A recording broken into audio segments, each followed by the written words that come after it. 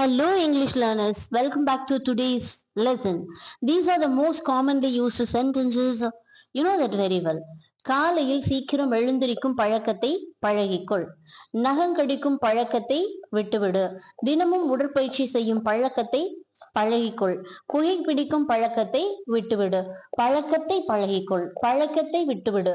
இந்த மாதிரி சென்டென்சஸை எப்படி சொல்றது? நம்முடைய வாழ்க்கையே பழக்கங்களோடு பின்னி பிணைந்தது. நம்ம கூட சொல்லுவோம் பழக்க தோஷத்துல பண்ணிட்டேன் அப்படின்னு. ஸோ ஒரு விஷயத்தை நம்ம பழக்கமாய் மாற்றும் பொழுது அதை விட்டு விடுவது எளிதல்ல. சின்ன வயசுல நம்ம பேரண்ட்ஸ் நம்முடைய கிராண்ட் பேரண்ட்ஸ் எல்லாருமே சொல்லியிருப்பாங்க. நமக்கு அட்வைஸ் கொடுக்கும்போது இந்த பழக்கத்தை விற்று இன்னையோட அப்படின்னு சொல்லுவாங்க. அதே மாதிரி நம்ம எக்ஸாம் ப்ரிப்பேர் பண்ணிட்டு இருக்கும்போது நம்ம பேரண்ட்ஸ் சொல்லியிருப்பாங்க, காலையில சீக்கிரமா எந்திரிக்க பழகு அப்படின்னு நம்ம கிட்ட சொல்லுவாங்க. நல்ல விஷயங்களை பழகிக்கோ, கெட்ட விஷயங்களை விட்டுரு அப்படிம்பாங்க. ஸோ இந்த சென்டென்சஸ்லாம் நமக்கு தமிழ்ல தான் தெரியும், எப்படி இங்கிலீஷ்ல சொல்றது? சரியா? So simple. ஓகேயா? இது ரொம்ப கஷ்டமா இருக்கும்னு நினைக்கிறீங்களா? இல்லவே இல்லை. After this video you are going to make as many sentences as possible. ஓகேயா? I'm 100% sure about it. So watch the video till the end, and at the end of this video you have the homework as well. So இந்த lesson நீங்க skip பண்ணாம பாருங்க, உங்களுக்கு கண்டிப்பா இது பெனிஃபிட்டா இருக்கும். ஓகேயா? ஸோ கண்டிப்பா இங்கிலீஷ் ஈஸி தான் அப்படிங்கிறத நீங்க இந்த வீடியோ மூலமா கத்துக்க போறீங்க. Okay, come let's get started. நீங்க ஃபர்ஸ்ட் பார்க்க வேண்டியது get into the habit of, get out the habit of. அப்படின்னா என்ன அப்படின்னா, ஒரு பழக்கத்தை நீங்க பழகிக்கணும் அப்படின்னு சொல்றதுக்கு get into the habit of. பழக்கத்தை விற்று அப்படிங்கிறதுக்கு get out the habit of. எப்படி? Get into the habit of, get out the habit of.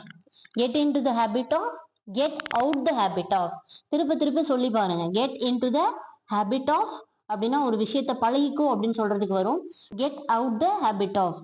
Get into the habit, get out the habit. Okay, get into the habit, get out the habit of. ஆஃப்க்கு அப்புறம் எந்த verb வருதோ verb plus ING. ஓகேயா?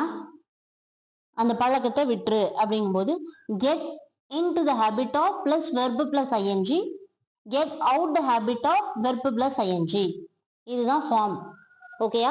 இதை வச்சுதான் நம்ம sentence make பண்ண போறோம். சரி, இதை பாருங்க. பழக்கத்தை பழகிக்கொள் அப்படின்னா மேல பாருங்க. நீங்க என்ன வரும் இதுக்கு? பழக்கத்தை பழகிக்கொள் அப்படிங்கிறதுக்கு என்ன வரும்? get into the habit. get into the habit. Next of போடுவோங்க. ஓகேயா? சரி, இதுல காலையில் அப்படின்னா இந்த மார்னிங் சொல்லுவீங்களா? இந்த மார்னிங் சொல்லுவீங்களா? ஓகே. சீக்கிரம் அப்படிங்கிறதுக்கு ஏர்லி சொல்வீங்களா? ஓகே. எழுந்திருக்கிறது, இந்த இடத்துல இந்த ஹேபிட்க்கு அப்புறம் வர வேண்டிய வெர்பு இந்த எழுந்திருத்தல் அப்படிங்கிற வெர்பு தான். ஓகேயா? எழுந்திருக்கிறதுக்கு கெட்டப் சொல்வீங்களா? ஓகேயா? ஸோ இந்த ஆஃப் வந்தோடனே இந்த வெர்பு பிளஸ் ஐஎன்ஜி போட சொல்லியிருக்கோம். இந்த கெட்டிங் அப் அப்படின்னு மாறும். இந்த வெர்போட ஐஎன்ஜி சேர்க்கும் போது இந்த வெர்போட ஐஎன்ஜி டிஐஎன்ஜி எக்ஸ்ட்ராவா ஆட் ஆகும். சரியா? அப்போ சென்டென்ஸ் எப்படி வரும்? Actually this is an imperative sentence.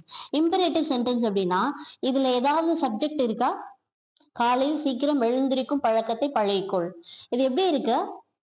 இது கமெண்ட் பண்ற மாதிரி இருக்கா? ஸோ இதுல நீ அல்லது நீங்கள் அப்படிங்கிறது மறைஞ்சிருக்கா? சப்ஜெக்டா? அப்ப இது இம்பரேட்டிவ் சென்டென்ஸ். இம்பரேட்டிவ் சென்டென்ஸ் எதுல தொடங்கும் அப்படின்னா வெர்ப்ல இருந்து தொடங்கும். இந்த இடத்துல பாருங்க, இந்த கெட்ல இருந்து தான் இந்த சென்டென்ஸ் எதுல ஸ்டார்ட் ஆக போகுது அப்படின்னா get into the habit of அப்படின்னு ஸ்டார்ட் ஆக போகுது. முதல்ல பழக்கத்தை பழகிக்கொள்னு சொல்ல போறீங்க. Get into the habit of. Get into the habit of எந்த பழக்கம்? Getting up early in the morning மாறணும். Get into the habit of getting up early in the morning. புரியுதா?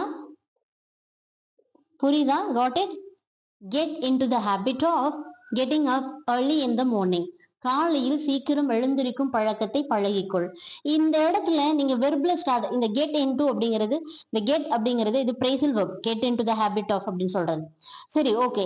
இப்போ நான் காலையில் சீக்கிரம் எழுந்திருக்கும் பழக்கத்தை பழகி கொள்வதற்கு விரும்புகிறேன் அப்படின்னு நீங்க சென்டென்ஸை மாத்தணும்னா, ஓகேயா, இப்படி சொல்லணும். நான் அப்படிங்கிறத ஆட் பண்ணி, நான் காலையில் சீக்கிரம் எழுந்திருக்கும் பழக்கத்தை பழகிக் கொள்வதற்கு விரும்புகிறேன் அப்படின்னு சொல்லும் போது வேற ஒண்ணுமே செய்ய வேண்டாம். ஐ வாண்ட் டு அப்படின்னு நீங்க போட்டாலே போதும். I want to get into the habit of getting up early in the morning. பெரிய சென்டென்ஸ் மாதிரி இருக்கா, பட் சோ சிம்பிளா. நான் காலையில் சீக்கிரம் எழுந்திருக்கும் பழக்கத்தை பழகி கொள்வதற்கு விரும்புகிறேன் அப்படிங்கும் போது I want to get into the habit of getting up early in the morning. அதே நான் வெறும் நான் விரும்புகிறேன்னு எடுத்துட்டு காலையில் சீக்கிரம் எழுந்திருக்கும் பழக்கத்தை பழகிக்கொள், get into the habit of getting up early in the morning. புரியுதா? புரியுதா? ஒரு பழக்கத்தை பழகிக்கொள் அப்படிங்கிறதுக்கு get into the habit of plus verb plus ING. இந்த இடத்துல எழுந்திருக்கிறது அப்படிங்கிறது வெர்பு, கெட்டிங், கெட் அப். இந்த கெட்டோட ஐஎன்ஜி சேர்க்கணும், அதனால டிஐஎன்ஜி சேர்த்திருக்கும். புரியுதா? Got it? Shall we move to the next sentence? நகம் கடிக்கும் பழக்கத்தை விட்டுவிடு. இந்த பழக்கத்தை விட்டுவிடு அப்படிங்கிறது முதல்ல பழக்கத்தை விட்டுவிடுன்னு கொடுத்துருக்காங்க. பழக்கத்தை பழகிக்கொள் அப்படிங்கிறதும் விட்டுவிடு, பழகிக்கொள்.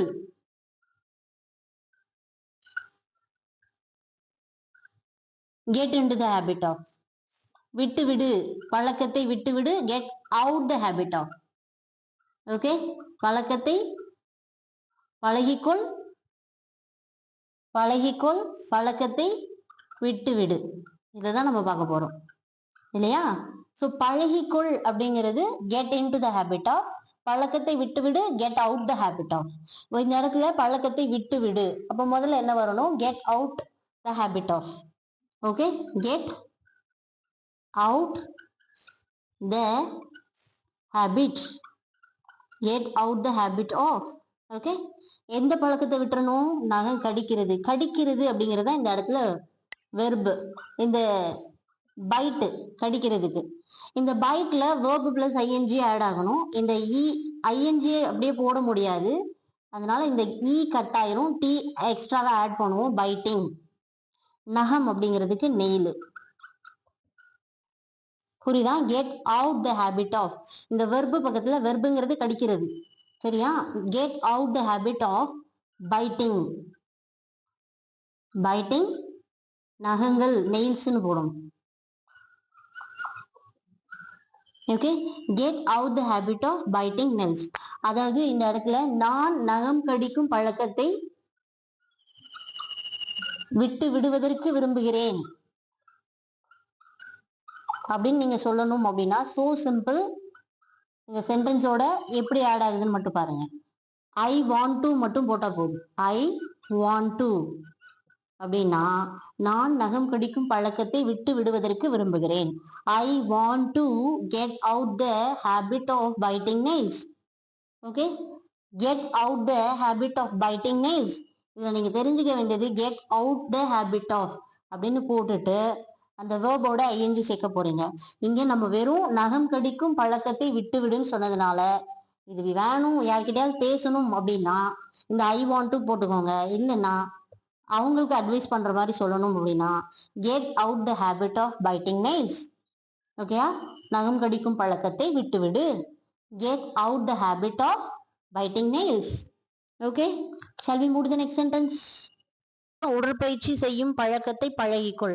பழக்கத்தை பழகிக்கொள்க்கு என்ன வரும்? Get into the habit of. Okay, முதல்ல get into the habit of போட்டுக்கலாமா? Get into the habit of. Get into the habit of. அடுத்து வெர்ப் என்ன? செய் அப்படிங்கிறது two.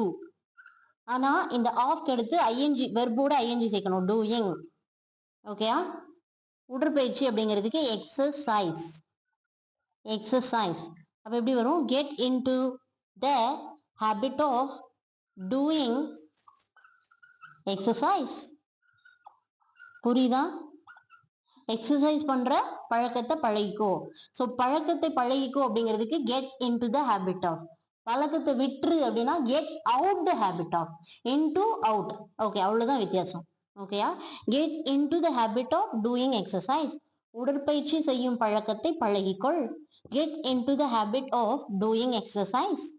Okay, shall we move to the next sentence? புகைப்பிடிக்கும் பழக்கத்தை விட்டுவிடு. இங்க வந்து பழக்கத்தை விட்டுவிடு என்ன வரும்? Get out the habit of. முதல்ல get out the habit of. Get out the habit of. Get out the habit of. புகைப்பிடிக்கிறது அப்படிங்கிறதே ஒரு வெர்பு தான். அப்போ இதுக்கு என்ன வரும்? ஸ்மோக்கு. ஸ்மோக்குனா புகைப்பிடிக்கிறது. இப்போ இந்த வெர்பு பிளஸ் ஐஎன்ஜி சேர்க்க சொல்லியிருக்கோம் இல்லையா? அப்போ இந்த கே போயிடும், இந்த இ போயிடும். சரியா? அப்போ ஸ்மோக்கிங் அப்படின்னு வரும். ஓகேயா? Get out the habit of smoking. புகைப்பிடிக்கும் பழக்கத்தை விட்டுவிடு. இந்த இடத்துல நான் புகைப்பிடிக்கும் பழக்கத்தை விட்டு விடுவதற்கு விரும்புகிறேன் அப்படின்னு இருக்கு சென்டென்ஸ். அப்படின்னா so simple, I want to மட்டும் போட்டா போதும். I want to. நான் அப்படின்னா ஐ, விடுவதற்கு அப்படிங்கும்போது டு, விரும்புகிறேன் அப்படின்னு வரும்போது வாண்ட், ப்ரெசன்ட் டென்ஸ். அப்போ நான் புகைப்பிடிக்கும் பழக்கத்தை விட்டு விடுவதற்கு விரும்புகிறேன். I want to get out the habit of. So ஒரு பழக்கம் பழகணும் அப்படின்னா get into the habit of. பழக்கத்தை விடணும் அப்படின்னா get out the habit of. ஓகேயா? அப்போ I want to get out the habit of smoking.